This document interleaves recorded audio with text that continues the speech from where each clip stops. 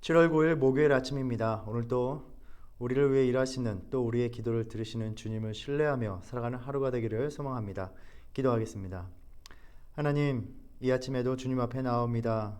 우리는 주님 앞에 아무런 의로움도 주장할 수 없는 연약하고 보잘것없는 인간임을 고백합니다. 그러나 주님의 은혜를 구하는 것을 주저하지 않게 하시고 오늘도 주님 앞에 담대히 은혜를 구하여 주님께서 베푸시는 은혜를 힘입어 살아가는 하루가 되게 하여 주시옵소서. 예수님의 이름으로 기도드립니다. 아멘. 오늘 이 아침 우리가 함께 나눌 하나님의 말씀은 시편 143편입니다. 시편 143편 1절에서 12절 말씀입니다. 여호와여, 내 기도를 들으시며 내 간구에 귀를 기울이시고 주의 진실과 의로 내게 응답하소서. 주의 종에게 심판을 행하지 마소서. 주의 눈앞에는 의로운 인생이 하나도 없나이다. 원수가 내 영혼을 핍박하며 내 생명을 땅에 엎어서 나로 죽은 지 오랜 자같이 나를 암흑 속에 두었나이다. 그러므로 내 심령이 속에서 상하며 내 마음이 내 속에서 참담하니이다. 내가 옛날을 기억하고 주의 모든 행하신 것을 읊조리며 주의 손이 행하는 일을 생각하고 주를 향하여 손을 펴고 내 영혼이 마른 땅같이 주를 사모하나이다. 셀라.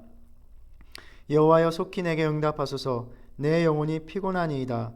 주의 얼굴을 내게서 숨기지 마소서. 내가 무덤에 내려가는 자 같을까 두려워하나이다. 아침에 나로 하여금 주의 인자한 말씀을 듣게 하소서. 내가 주를 의뢰함이니이다. 내가 다닐 길을 알게 하소서. 내가 내 영혼을 주께 드림이니이다. 여호와여, 나를 내 원수들에게서 건지소서. 내가 주께 피하여 숨었나이다. 주는 나의 하나님이시니 나를 가르쳐 주의 뜻을 행하게 하소서. 주의 영은 선하시니 나를 공평한 땅에 인도하소서. 여호와여, 주의 이름을 위하여 나를 살리시고 주의 의로 내 영혼을 환난에서 끌어내소서. 주의 인자하심으로 나의 원수들을 끊으시고 내 영혼을 괴롭게 하는 자를 다 멸하소서. 나는 주의 종이니이다. 아멘. 전통적으로 교회는 시편 143편을 참회시로 여겨왔습니다. 그래서 시편의 총 7편의 참회시 가운데 마지막 참회시입니다. 시편 기도자가 어떠한 상황에서 또 어떻게 하나님에게 용서를 구하는지를 살펴보는 것이 흥미롭고 또 이로 인해서 우리가 회개의 의미를 다시 한번 되짚어 보게 됩니다. 먼저 시편 기자는 적들의 억압과 죽음으로 내몰리는 그 위협 가운데서 하나님께서 도우실 것을 간절히 구하고 있습니다. 3, 4절에 보면 원수의 핍박으로 인해서 극심한 고통과 고난의 상황을 겪고 있는 것을 볼 수 있습니다. 원수가 내 영혼을 핍박하여 내 생명을 땅에 엎어서 마치 자기가 죽은 지 오랜 자 같다라고 말을 합니다. 이 고난 속에서 죽음의 고통을 맛보고 있다고 토로하고 있습니다. 그러면서 자신의 처지를 탄식합니다. 심령이 상하여 내 마음이 내 속에서 참담하니이다.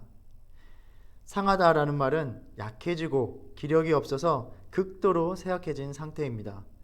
또 참담하다라는 말은 황폐해진다 라는 의미와 또 놀라서 공포에 질려있는 상태를 말하기도 합니다. 고난과 고통 속에서 쇠약해질 대로 약해진 몸과 마음이 두려움과 놀람과 불안에 집어삼키움을 당하고 있는 것입니다. 우리의 삶 속에서도 고난이 오랫동안 지속될 때가 있습니다. 고난을 견뎌낼 힘이 없어서 그 힘이 다 고갈되어 갈 때 삶에 대한 의지마저도 상실할 때가 많이 있습니다.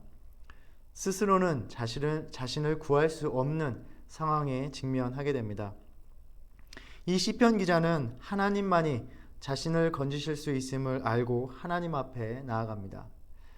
그가 하나님 앞에 나아가서 드리는 기도가 참으로 놀랍습니다. 2절에 보면 주의 종에게 심판을 행하지 마소서. 주의 눈앞에선 의로운 인생이 하나도 없나이다 라고 말을 합니다.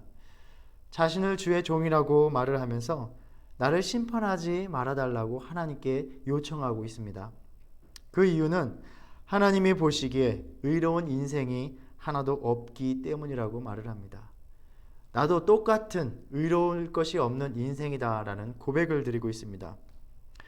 어떻게 보면 이렇게 억압과 위협의 상황에서 위험을 느끼며 그가 하나님 앞에 나아가서 가장 먼저 쏟아낼 말이 7절이 아닐까 생각됩니다. 7절에 보면 시편 기자는 하나님이 자신의 현재 고난에 개입하시지 않는 것에 대해서 탄식과 원망이 담긴 듯한 말을 하고 있습니다.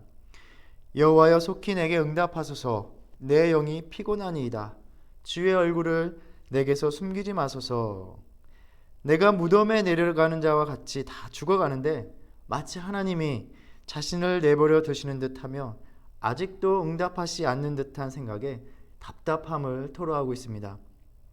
자신을 적대시하는 자들로 인해서 곤고한 상황에서 하나님 앞에 나아가 자신의 억울함을 먼저 토로하는 것이 당연해 보입니다. 그러나 시편의 기도자는 하나님 앞에 먼저 자신이 어떠한 존재인지를 인식하는 것, 의식하는 일이 먼저임을 보여주고 있습니다. 우리가 하나님 앞에 나아갈 때 하나님 앞에선 인간의 처지가 어떠함을 깨닫는 일이 먼저라는 것입니다. 자신의 고통과 억울함이 자신의 삶을 뒤덮고 있지만 하나님 앞에 설 때 하나님의 심판에서 의롭지 못한 인생임을 깨닫고 고백하는 일, 자신의 죄를 고백하고 회개하는 일이 우선시 되어야 한다는 것을 시편 기자는 말해주고 있습니다.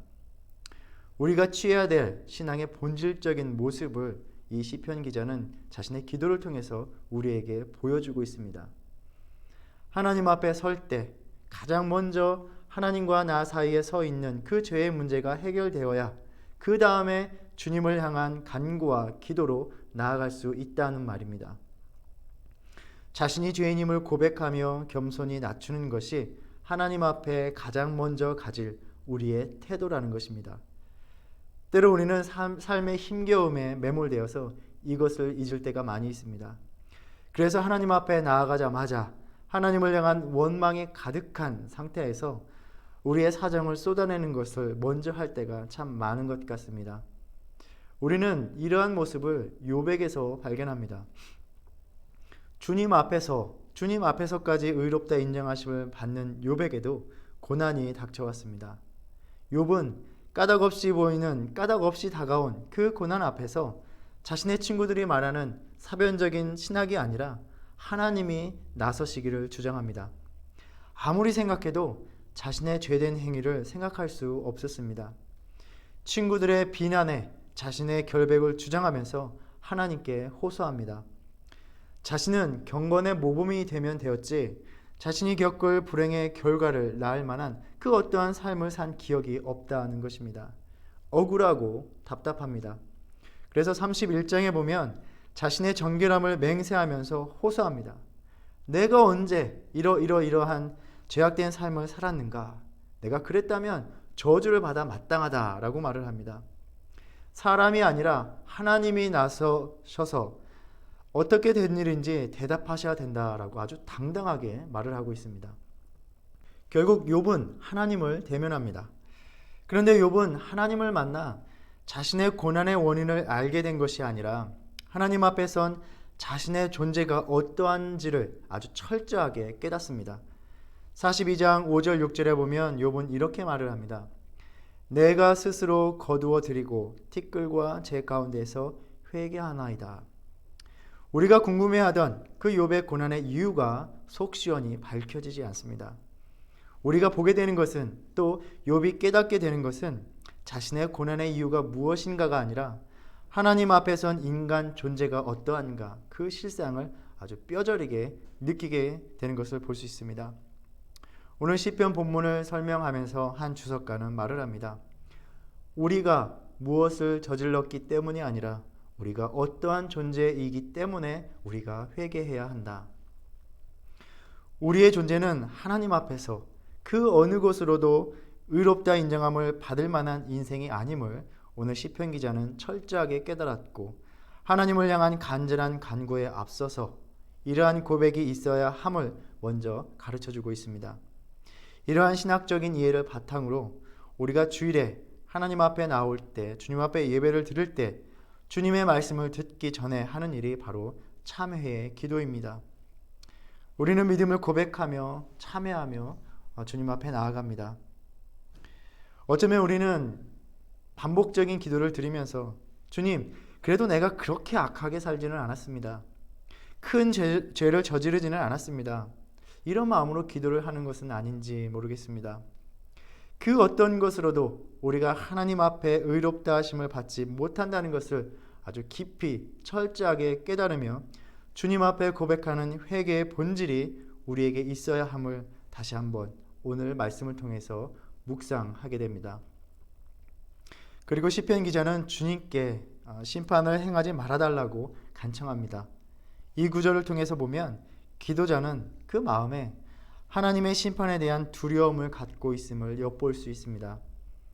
저 스스로에게도 던져본 질문입니다. 우리는 또 나는 얼마나 하나님의 심판을 두려워하며 살아가고 있습니까?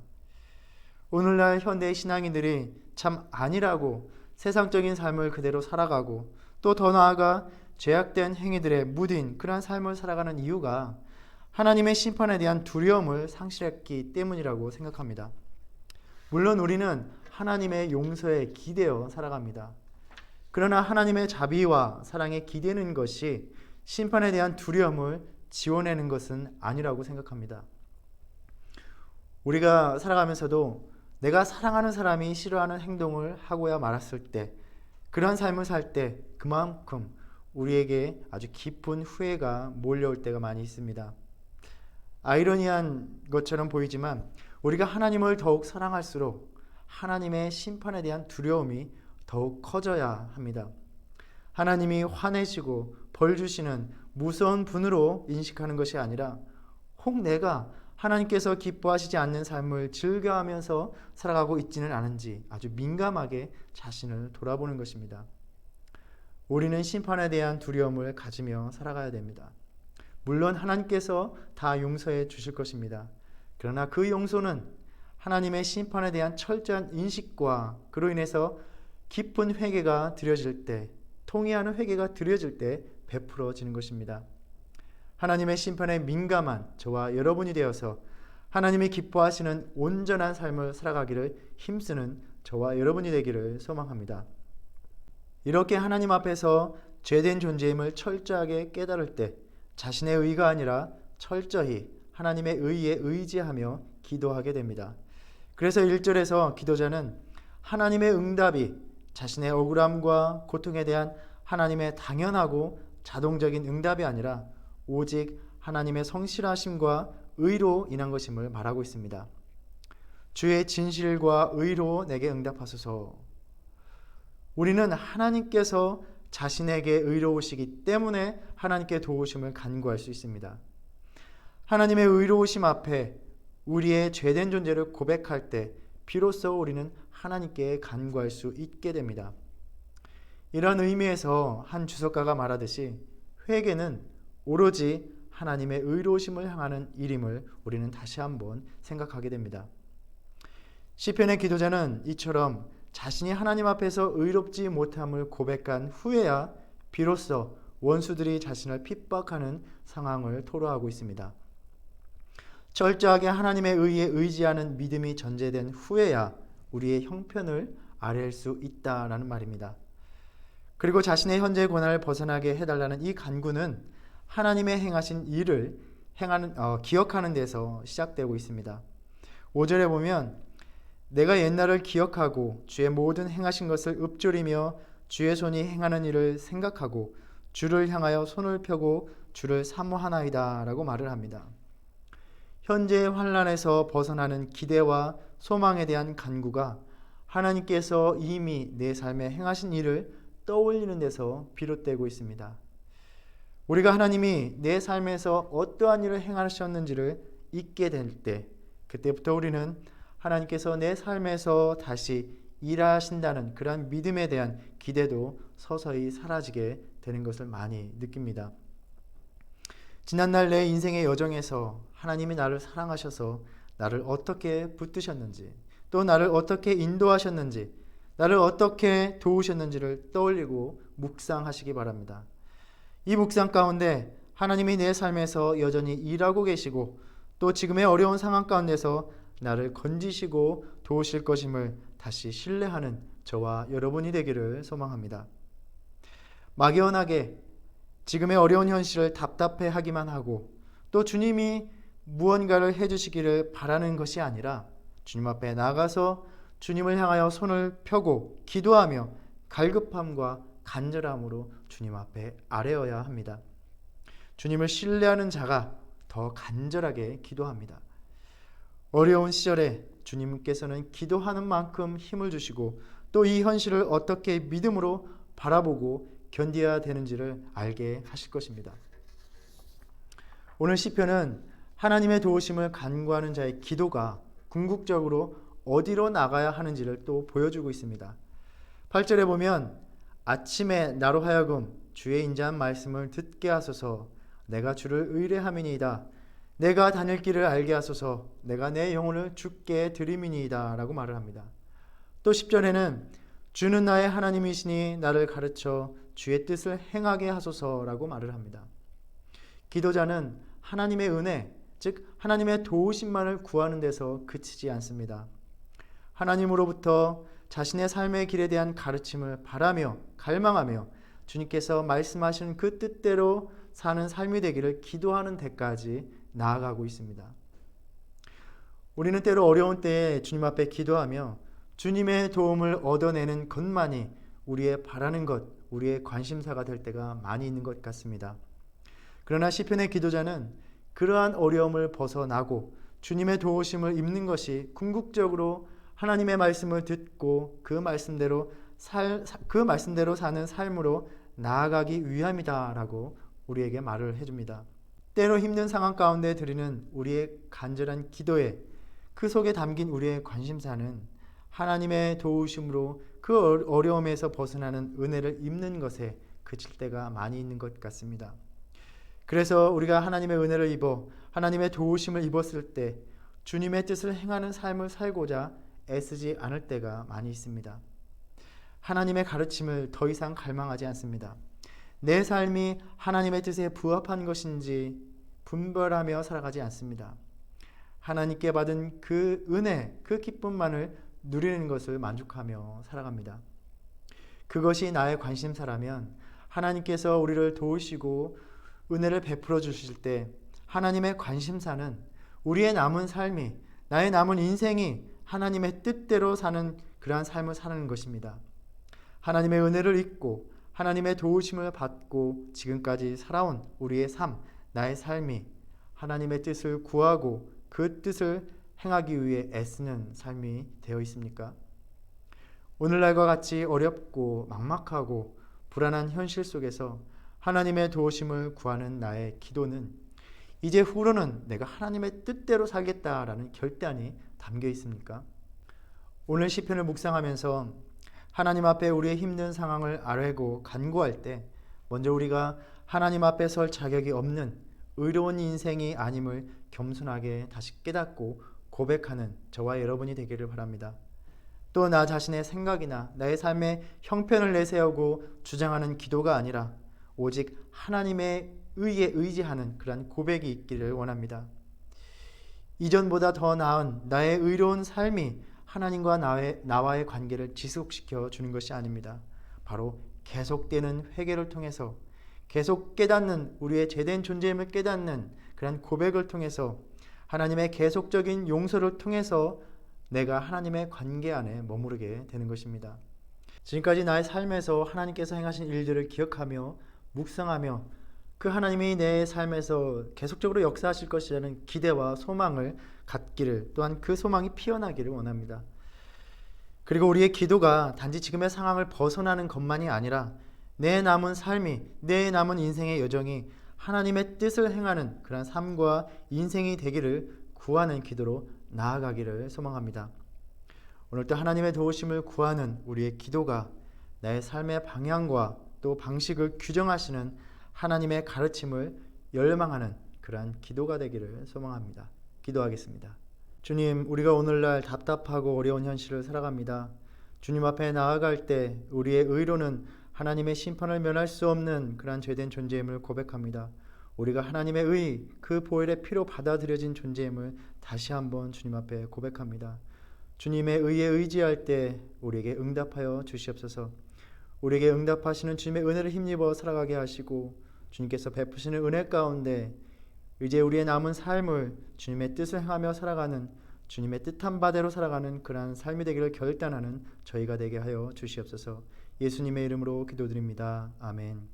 하늘에 계신 우리 아버지여, 이름이 거룩히 여김을 받으시오며 나라의 임하옵시며 뜻이 하늘에서 이룬 것 같이 땅에서도 이루어지이다. 오늘날 우리에게 일용할 양식을 주옵시고 우리가 우리에게 죄 지은 죄를 사하여 준 것 같이 우리의 죄를 사하여 주옵시고 우리를 시험에 들게 하지 마옵시고 다만 악에서 구하옵소서. 나라와 권세와 영광이 아버지께 영원히 있사옵나이다. 아멘.